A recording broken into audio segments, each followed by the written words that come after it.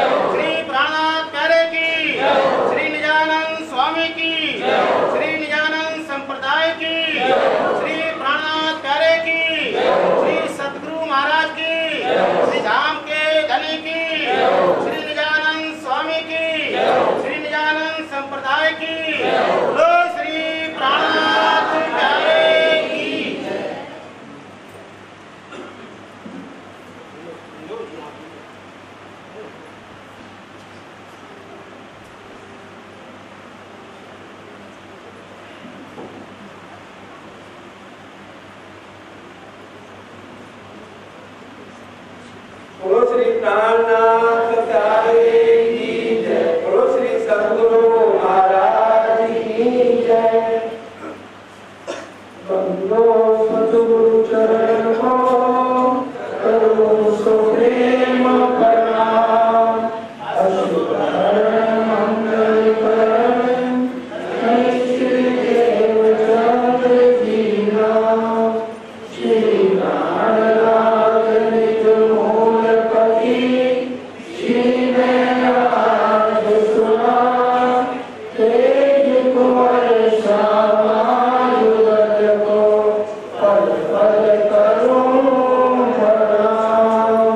श्री प्राणनाथ तुम सत्य हो, तुमसे जगत जहान। मैं अधीन करनी नहीं, किया मांग रहेगी दान, किया मांग रहेगी दान। चर्चा प्रारंभ होते है, सुनो सारथी धरे। भजो राज श्याम श्री प्राणनाथ, सखी जीवन हमारो है। श्री महामति के साथ दी, भया चर्चा भागवत।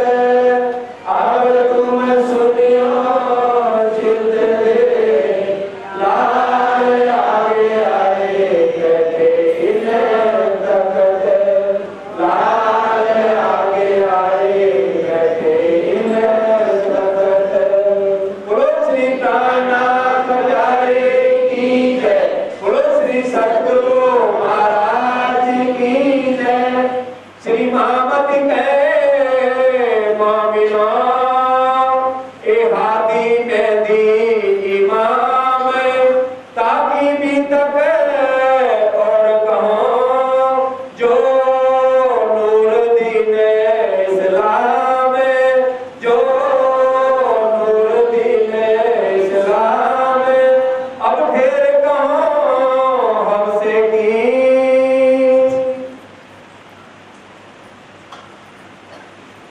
अब फिर कहूँ हमसे कि आप श्री राजी महाराज के धाम के धनी श्री प्राणनाथ जी, श्री विद्या विदन पुत्र आखिरी इमाम अली महामती लालदास जी के हृदय में बैठकर हमें अब बता रहे हैं श्यामा जी का दूसरा जामा शुरू हुआ।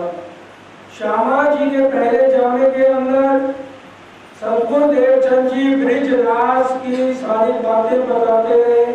ब्रिज रास में जैसे राज्य ने श्री कृष्ण बन करके लीला सारी करी, वही लीला श्री सद्गुरु देवचंद जी के तन से हुई। आड़िका लीला 34 साल तक लगातार चलती है और 34 साल तक लगातार रामजी भाई के घर चाकला मंदिर के अंदर सद्गुरु महाराज ने वही डेरा लगाया। वही सुंदर सारा दौड़ दौड़ते उनसे सब देखता रहा। आड़िका लीला के अंदर स्वरूप की पहचान नहीं हुई। श्री कृष्ण जी को ही श्री राज सबने समझ लिया। और ब्रिज और रास में भी सिर्फ देवी देवताओं को पता लगा कि श्री कृष्ण जी के तन में पारब्रह्म लीला कर रहे हैं, लेकिन श्री कृष्ण जी के अंदर कौन है उसको सुंदर साची ब्रिज रास में भी कोई पहचान नहीं सका। और सद्गुरु देवचंद जी के तन में भी कोई नहीं पहचान सका, क्योंकि वो श्री कृष्ण बनकर ही बाल गोपाल बन के लीला करते रहे। और राज्य ने मोह में लाने से सोचा कि आत्माओं की जो जागृति इस तरह से हो नहीं पाएगी, तो अब ये श्यामा जी का दूसरा जामा जो हफ्ते के अंदर इंद्रावती जी ने राज्य से साक्षात बातें करी है, जो कि खिलवत के 8वें प्रकरण में है। तोते प्रकट पधारिया छे आला देव ने भिजने रास, कि आप साक्षात परम धाम में रहते हो और यहाँ आकर के अपने स्वरूप की पहचान करा रहे हो और दर्पण लेके साथ में आए हो और कहते हो भाई मेरे को मत पकड़ो, दर्पण वाले को ले लो। और अगर आपका कंगन हाथ में साक्षात पहना है तो हम दर्पण वाले को क्यों लें। तो इस तरह से कह रहे हैं। प्रकाश गुजराती में भी लिखा है कृष्ण का इस दुनिया का नाम है उसको आप तारतम्य ये धाम के धनी कैसे कह सकते हो? पहले मेरे को इन बातों का आपको जवाब देना पड़ेगा। इंद्रावती आपको छोड़ने वाली नहीं है। रास के अंदर भी जितनी राम की इंद्रावती जीती है और आपने ही मेरे को वचन दिया था परम धाम के अंदर जब कुंजवन की रेती में दौड़ रहे थे तो राजी ने कहा इंद्रावती मांग लो आज जो कुछ मांगना है। तो इंद्रावती जी ने यही कहा था कि आप मेरे को अपना मुकुट दे दो, अपना भेष दे दो, अपना नाम दे दो और धामधनी में बन जाओ। तो राजी ने क्या कहा था? ये बात खेल के अंदर हुई थी। कुंजवन में हम जब दौड़ लगा रहे थे तो खेल में जाएंगे तब तक वो प्राणनाथ का ढूंढ मिल जाएगा। अब इसी तरह से दूसरे भुलवनी के मंदिर में राजी बैठ गए और उन्होंने क्या कहा आंखें बंद करके सबसे पहले जो मेरे को पकड़ लेगा। सब मंदिरों से भुलवनी के कैसे मंदिर है सुंदर राजी, ऊपर शीशे नीचे शीशे बाएं शीशे दाएं शीशे, भूल ही जाओ कि कौन से मंदिर से और किधर से जाके राजी को पकड़ना। तो उसको क्या कहते हैं? भुलवनी का मंदिर।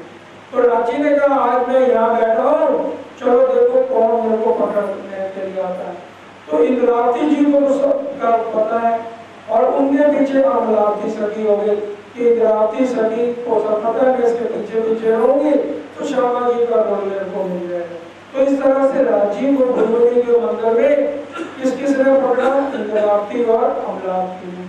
अब कई बार हमारे दिल में ये संशय आता है जब परम धाम में एक दिल ही है, जो बात राजी के दिल में है वो श्यामा जी के दिल में है, तो ये दो सखियों के दिल में अलग से बात क्यों आ गई? विचार करने वाली बात है ना। जब एक दिल ही है, वाहिदत है, उसमें तो ऐसा होना नहीं चाहिए।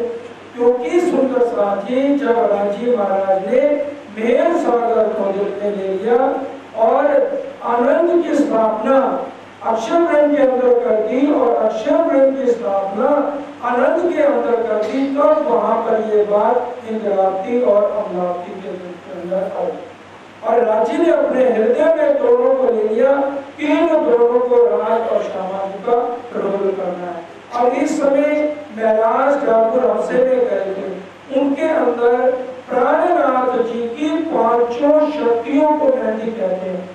खाली ये नहीं कि हमने समझना कि इंद्रावती को जो है मेहंदी कहा गया है। जो प्राणनाथ जी की पांच शक्तियां जो किताब श्री जी साहेब ने दिया उसको हम मेहंदी कहते हैं और इमाम खुद मुंह में लाने वाले काम करते हैं। तभी वाणी के अंदर कहा भी गया है दिया दो हाथों कर सिर साहेब किताब महामती भोले माने ए जो है किताब। इस वायु के रूप में एक वाणी गावत है श्री महामती।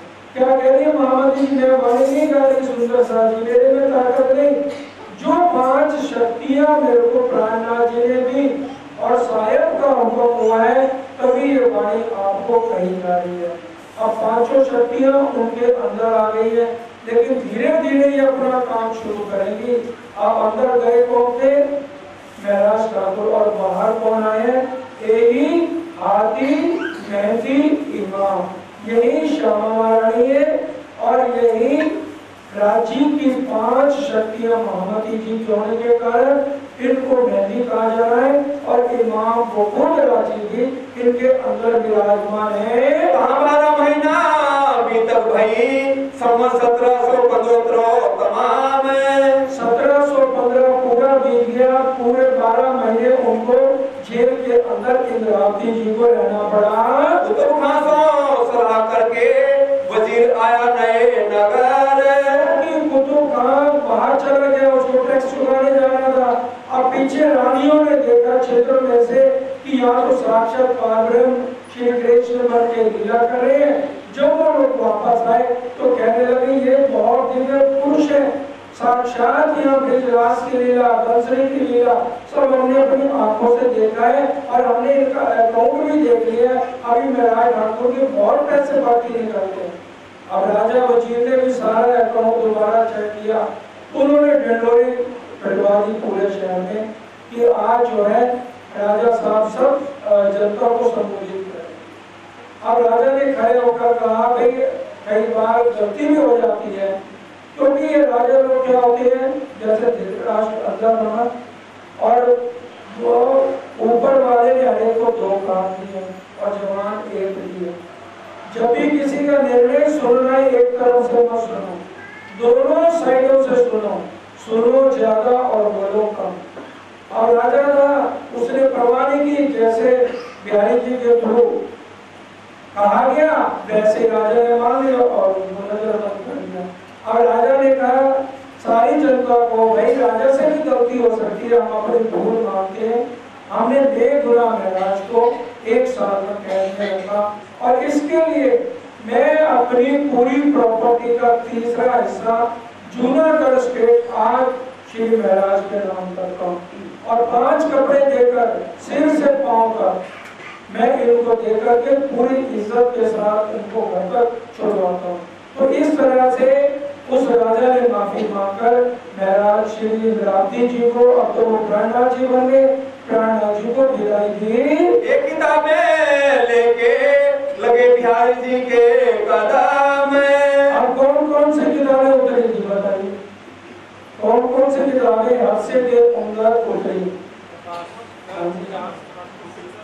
रास प्रकाश कटु, ये 3 किताबें उतरी और कलश की सिर्फ 2 चौथाई हैं, जिसको अंजीर जम्बूर तो कुरान के अंदर कहा गया है, रास प्रकाश कटुती अंजीर जम्बूर तोरे। अब वो शिवजी शायद उन 3 किताबों को लेकर के अपने शीश पे रख करके आ जाते हैं बिहारी जी के पास, क्योंकि उनके दिल में कोई भी छल कपट सुंदर साची नहीं है। वो उनको मानते हैं कि ये मेरे गुरु पुत्र है, मैंने इनको सदगुरु के रूप में माना है, मेरे लिए ये वही रहेंगे। अब उनके चरणों में जब आते हैं तो लगे बातें करने अपनी जो बीतक। अब 1 साल जो हादसे के अंदर है, बहुत दुखी होके गए थे, बहुत सेवा भाव था, तो धामधनी ने कहा हे इंद्रावती की आत्म, तू दुखी मत हो, पैसे की सेवा में और मोमनों से ले लूंगा, लेकिन ये जो सेवा लेनी है वाणी के अवतरण की, ये बहुत बड़ी सेवा है, ये सिर्फ तेरा ही तन योग्य है, इसके तन से लेनी है। तो इसलिए वाणी का अवतरण इंद्रावती जी से हुआ। और आने वाले सब सुंदर साथ को कह दिया, इंद्रावती को सुंदर साथ जी सती मत मानना, इंद्रावती के में अंगे संगे, इंद्रावती मेरो अंग, जो अंग सौंपे श्री इंद्रावती, कामे प्रेमे रमालो रंग, सुख देव सुख लेव, सुखे जगाऊं सार, इंद्रावती को थाली उपमा, मैं दही अपने। मैंने इंद्रावती को उपमा दी है, इसलिए खाली इंद्रावती को आप तन को मत देखना, उनके अंदर मैं ही विराजमान हूँ।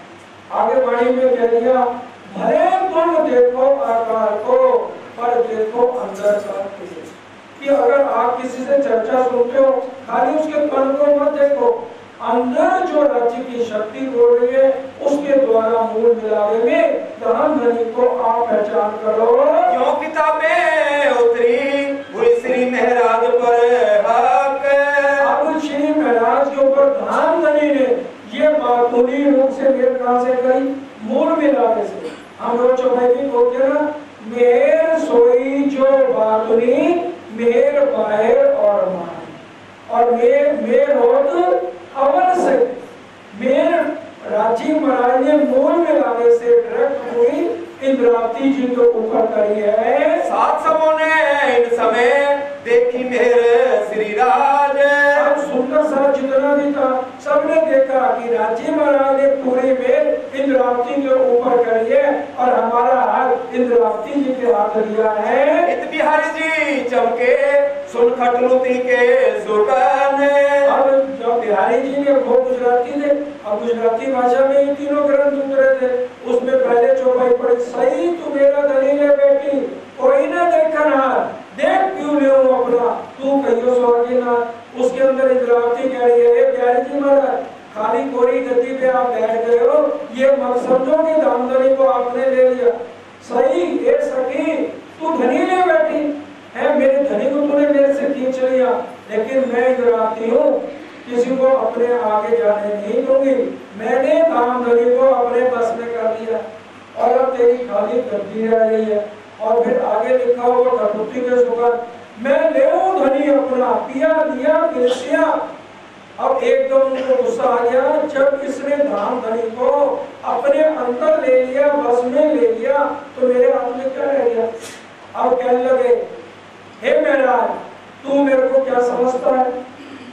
अब वो क्या बोले, आप मेरे धामधनी है, अगर मैं तेरा धामधनी हूं तो 1 साल तूने विराह किसके लिए किया। अब वो सारा विराह मेरे ऊपर आ गया, बोल तेरे को क्या सजा दी जाए। अब वो कहने लगे जी पहले जो सजा दी है वो तो मैं 1 साल भुगत रहा हूँ, अब और देनी है तो दोबारा जेल भिजवा दो। कहते नहीं, तू मेरी इंदिरावती सखी है परम धाम की, ये जुल्म मैं नहीं करूंगा। बस एक बार ये जो तू बैठ के कविताएं लिखता है ना मन गढ़, ये किताबें मेरे को दे दे। अब उन किताबों को नाथ जी को दे दिया, अलमारी में बंद कर दो, यहाँ पर हम वही करेंगे जो हमारे सदगुरु ने बताया। वो जवानी चर्चा करते थे, बस स्वरूप सुंदर सरकोण सकोमल रूप देख लेना गोविंद, मैं तुम्हारा धामधनी हूँ, इस खेल के अंदर आयो, अपना मस्ती में रहो, खाओ पियो मौज करो। परम धाम में कुछ करते थे कमाई होना नहीं करते थे ना, मस्ती सारा दिन चलती, यहाँ मस्ती करो, खेल देखो रच के, जब इशारा करूंगा तब देख लूंगा कि सब आत्माओं की इच्छा पूरी हो गई है, बस तुम्हें सबको मैं परम धाम ले जाऊंगा। इस वाणी को तुम रहने दो। वाणी बहाना पसरी वह शरत उस दिन, वहां पर ये कुलजम वाणी नहीं पसरी। सुंदर साथ जी, इस कुलजम वाणी में सब कुछ है, हम आज इसको किताब समझते हैं। इस कुलजम में श्री राजी साक्षात विराजमान है, इस कुलजम के अंदर श्यामा महारानी साक्षात विराजमान है। सुंदर साथ की एक देवी को देखना है, 8 सागरों को देखना है, वो सब इसके अंदर है। 3 स्वरूप कैसे है, वो इसके अंदर है, अद्वैत के अंदर। स्वलीला अद्वैत किसे कहते हैं, इस कुलजम स्वरूप के अंदर है। 5 स्वरूप किसके अंदर है, पहचान करनी है, इस कुलजम स्वरूप में। 7 स्वरूप श्री राज के किसके अंदर है, इसके अंदर। तो इसलिए इसको हल्का मत समझो, क्योंकि इसका नाम इसलिए मैंने कुलजम रख दिया। गई तुमको मैं कुलजम, इनको किया गरक, पढ़ो मेरे कलाम को, भागे सारे शक। अगर जो उसको मंथन करेगा तो तुम्हारे सारे संशय दूर हो जाएंगे। इंतजार थे मोमिने पर सुन सके ना एक सुकन, साथ इंतजार कर रहा था कि रांची ने हमारी बाजू इंद्रावती की याद पकड़ाई है, एक सुकन भी चर्चा का वो सुन नहीं सके। यहाँ से फारग भये 16 के साल, अब 1700 साल में अविचार करने लगे। इस तरह से तो जो है जागनी हो नहीं पाएगी। और सदगुरु महाराज ने मेरे को हुक्म दिया था कि तुम बाहर निकलना तो जागनी होगी। तो यहाँ बिहारी जी के पास आकर कहते हैं ऐसा है, देखो यहाँ पैसे की कमी हो रही है और जूनागढ़ राजा ने मेरे नाम कर दिया, वहां मैं जाऊंगा, खेती बाड़ी लेबर को लगाऊंगा, तो वहाँ अनाज होगा, चावल होंगे और फल फ्रूट होंगे, सब्जियां होंगी, वो सारी मेलेरिया भर भर के यहाँ देते हैं।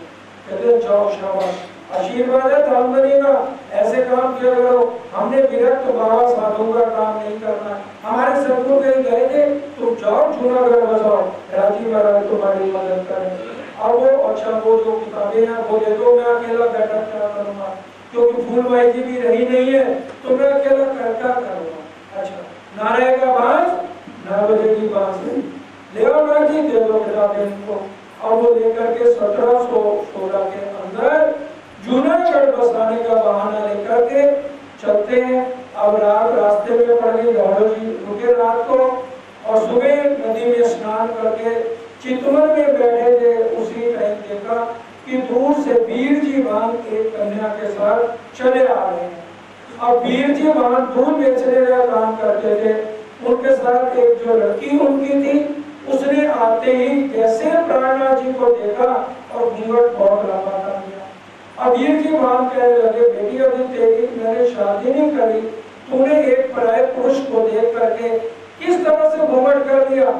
अब वो कहने लगी आपको नहीं पता, मैं इनकी पत्नी हूँ, पिछले जन्म में मेरा नाम घूमई था और इनके गुरु पुत्र ने इनको ऐसी सजा दी कि या तो पत्नी को ले लो और या अपना धर्म ले लो। तो इन्होंने मेरा त्याग कर दिया था।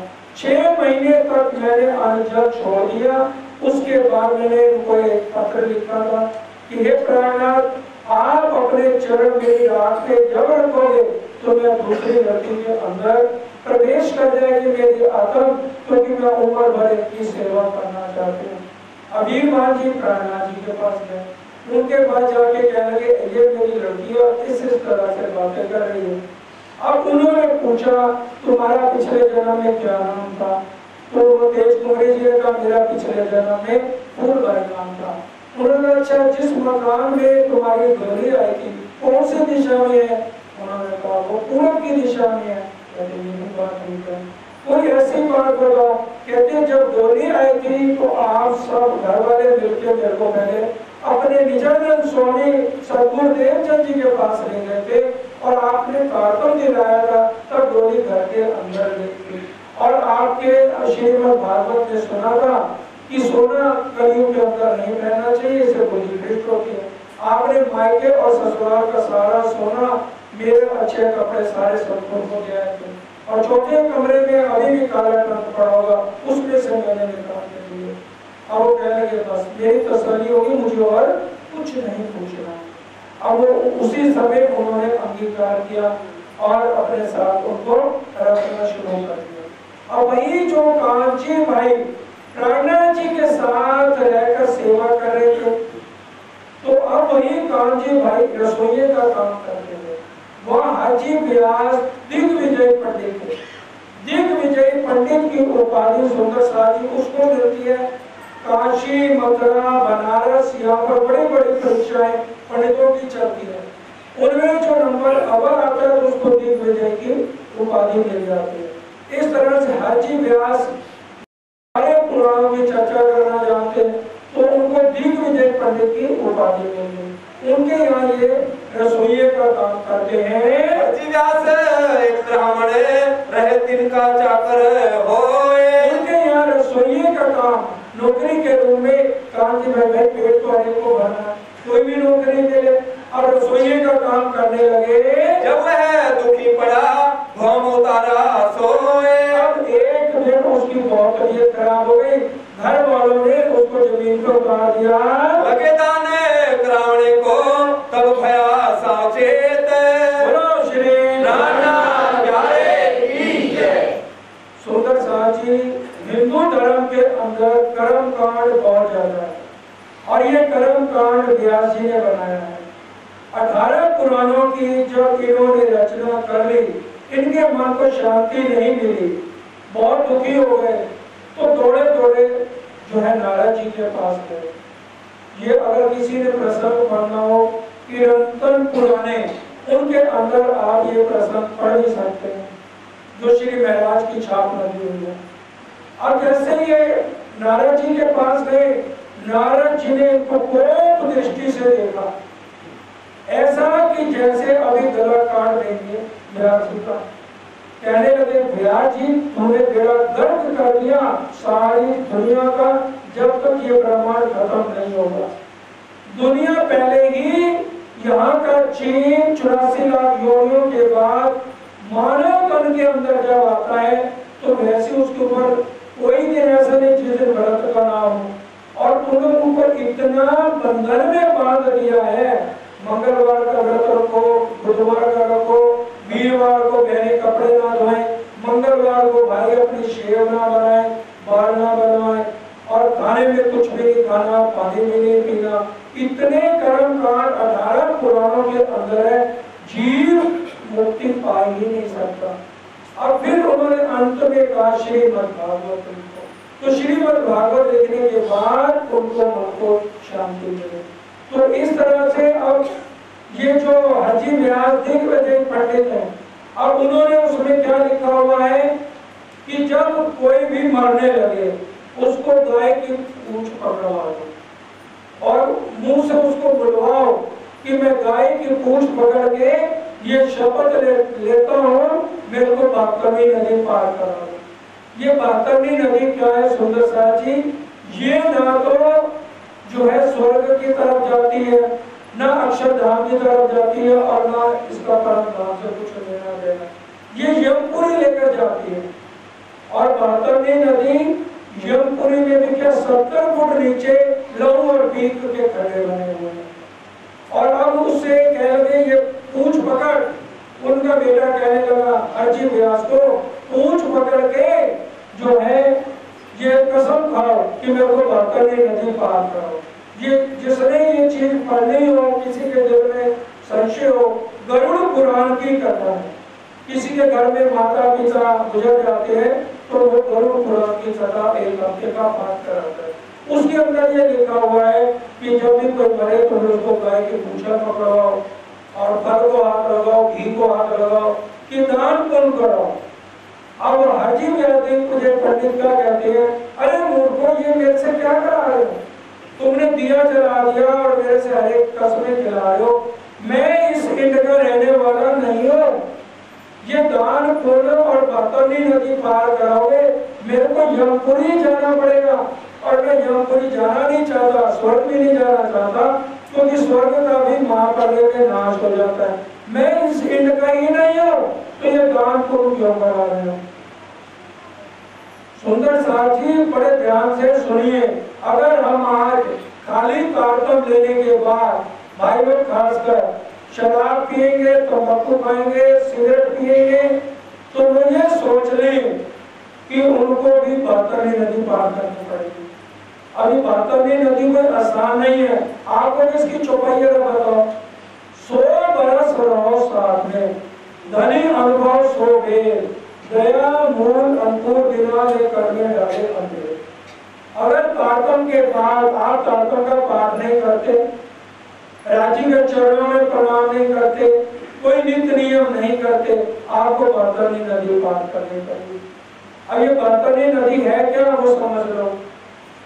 जो पाठ नहीं करते, खाली तारतम ले लिया और उसके बाद अंडे मीट सिगरेट शराब जुए खेल रहे हैं, उनका क्या होगा, उनको राक्षस लेने आएंगे।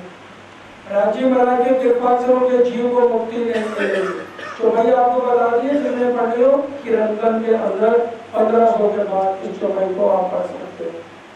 राक्षस लेने आएंगे और बिस्तर के ऊपर उसकी डरावनी शक्ल देख के आंखें लाल, ऐसा चेहरा देख के डर जाओगे।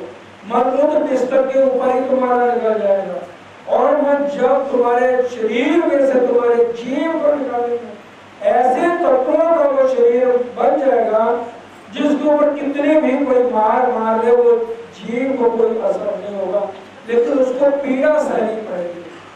84 नरक के कुंड सुखदेव मुनि ने जो है राजा परीक्षित को बताया। 84 नरक के कुंड श्रीमद् भागवत में भी ये प्रश्न रहता है।